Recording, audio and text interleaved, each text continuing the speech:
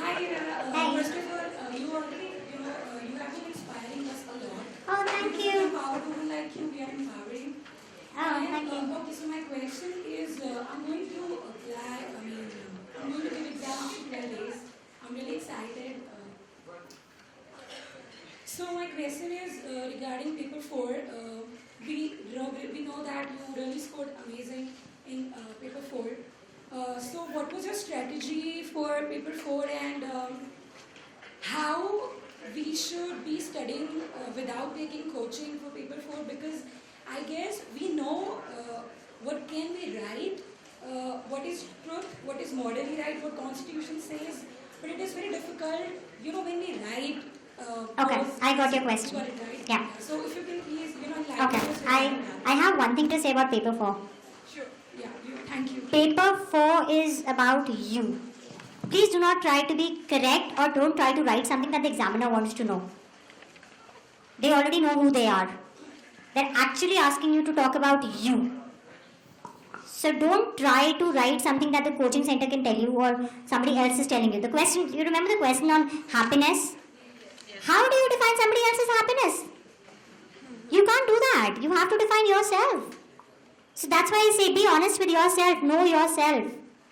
Paper 4 is just about you, nobody else. There is no right answer or wrong answer.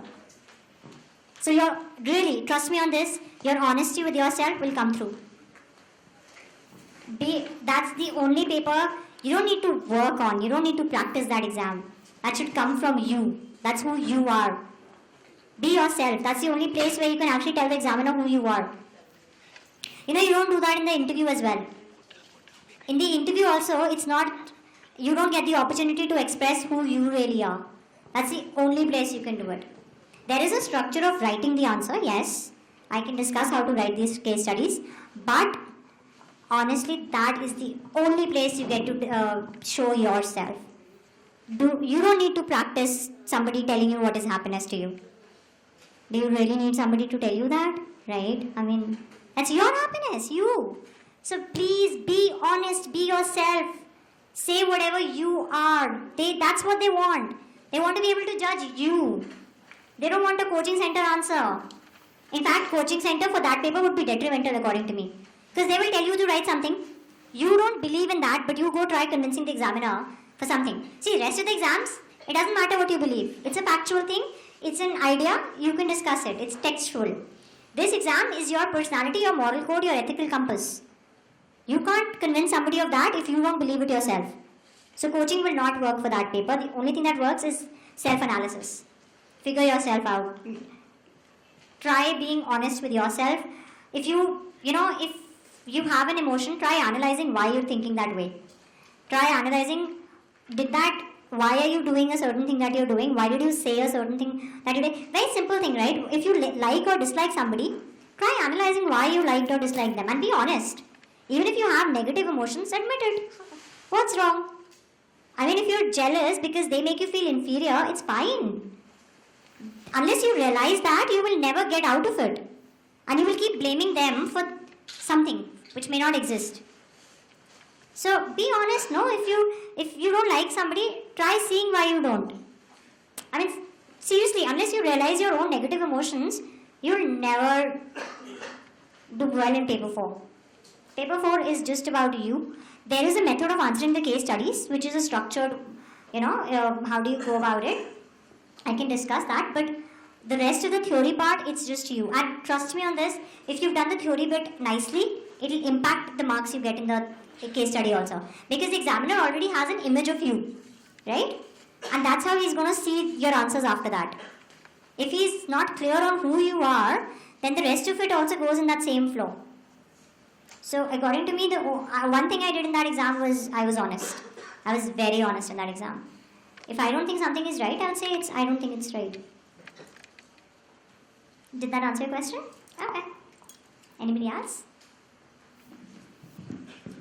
Ma'am, if I may ask a follow-up question to that one. Yeah, okay. Sorry. You said there is a systematic way of writing case studies, which you said you would discuss. So you want me to discuss that? हाँ Yeah, okay. Can you give me a case study? हाँ, ये पूछा गया था पिछली बार. आप मुझे दिखा दोगे because मैं ऐसे I won't be able to.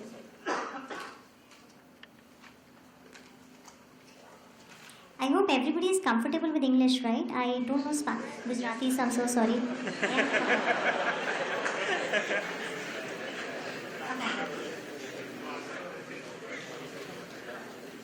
So let me just discuss this. Okay. This is the question. Honest officer Rameshwar felt highly disillusioned and uncomfortable. He comes to you seeking advice. Indicate various options available. Where is the situation? This has a situation. No, ma'am, just an overview. It was that Rameshwar is feeling disillusioned. He was a bright student. He got civil service, and then he felt disillusioned. And he has come to your advice. And what would you advise him? He's highly disillusioned and honest officer. No, but there has to be a situation why he is disillusioned. This is not an exam question, no? No, ma'am. It was an exam question. This is just a brief compressed. See how well I did.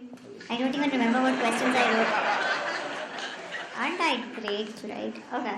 So, honest officer Rameshwar felt highly disillusioned and uncomfortable. He comes to you seeking advice. Indicate various options that you think are available in this situation. How would you help him evaluate these options and choose the most appropriate path to be adopted? Okay. So, indicate various options you think are available in this situation. Okay. So, that's the thing that you need to do. What I would do in this is, this is a 250 word answer. So, this is a, so this is a 20 marker.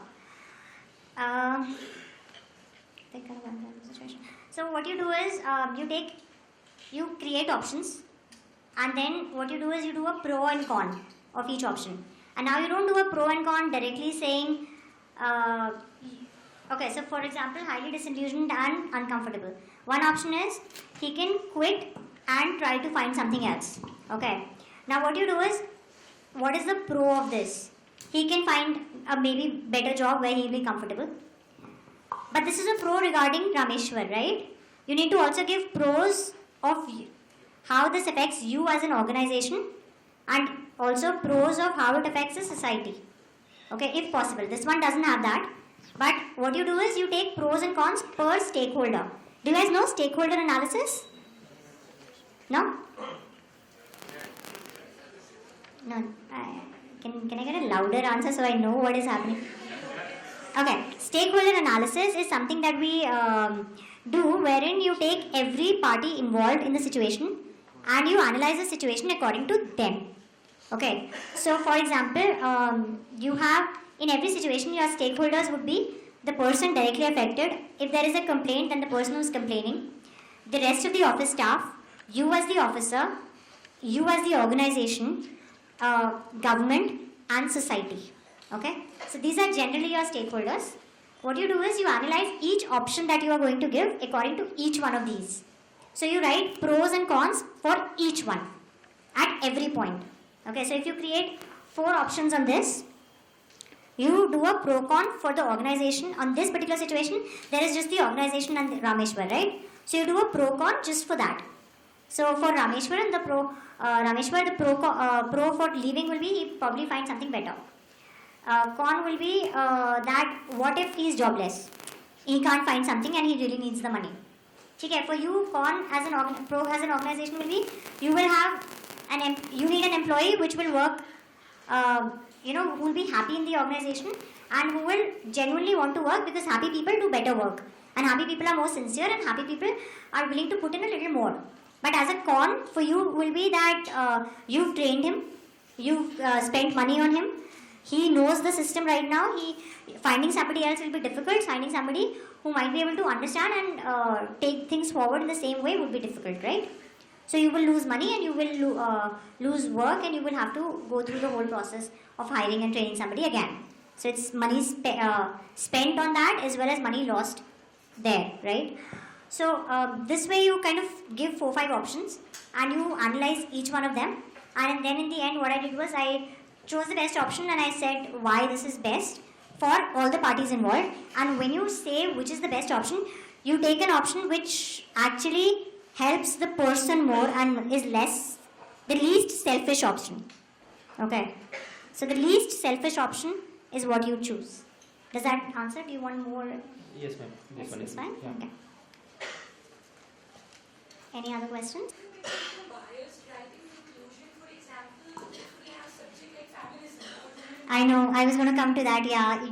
So you know what? I'm sure the examiner can make out if it's a girl writing or a guy writing.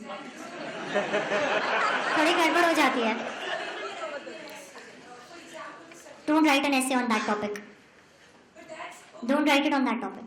Find something else. so you think so that they do judge like It's not them judging. कोई भी neutral इंसान पढ़ेगा तो उसमें वो तुम्हारी tone आ रही होगी. so you advise not to write that. See, so last year when ethics paper came, no, a lot of the questions were very feminism based, right? And I actually discussed them with people, and I realized that all the women had written a different answer from all the men. I don't know which one was right or wrong, according to them, but that happens. Because girls, when it comes to us, we have a different perspective. All of us have a different perspective from the men. The way we see a situation is very different. It's very obviously different. So, better not to take those kind of topics, even for the guys, because you don't know if the person who's reading it is a female. They'll get offended by your because that thing comes in naturally. At least for the girls, it does. You know, and guys can't be equally this thing. It's hard for men to be as broad-minded as they should be, right? So it comes in. So don't touch it, even though it's very close to your heart and you think you can do a brilliant job. So that's what I said, right? I took that geography and history wala essay, na. I thought it was so close to my heart. I could do such a good job. Unbalance हो जाता है यार. वो उस समय rationality, उस समय आप इतने एक्साइटेड होते हो, आपको दिमाग में ही नहीं आता कि आप गड़बड़ कर रहे हो. You get very excited seeing those topics. I know. So don't do that. Don't touch it. Go the other route. See, पास तो करना है ना paper. End of the day, final motive तो यही है कि पास हो जाए, दोबारा ना पढ़ना पड़े. I mean, seriously, I think the one thing that all of us feel, I'm really not really happy about my result. I'm relieved. Not again. I mean, that's the main feeling. Relief. A few days ago, somebody was saying कि prelims में इतने दिन रह गए, and suddenly in my head also it went like, oh shit, इतने दिन रह गए. And then I was like, नहीं, अब नहीं करना. So, पास तो करना है ना. आप दे रहे हो तो आप पास करने के लिए दे रहे हो. तो आपको ओवर एक्साइटेड नहीं होना पड़ेगा किसी भी टॉपिक के लिए.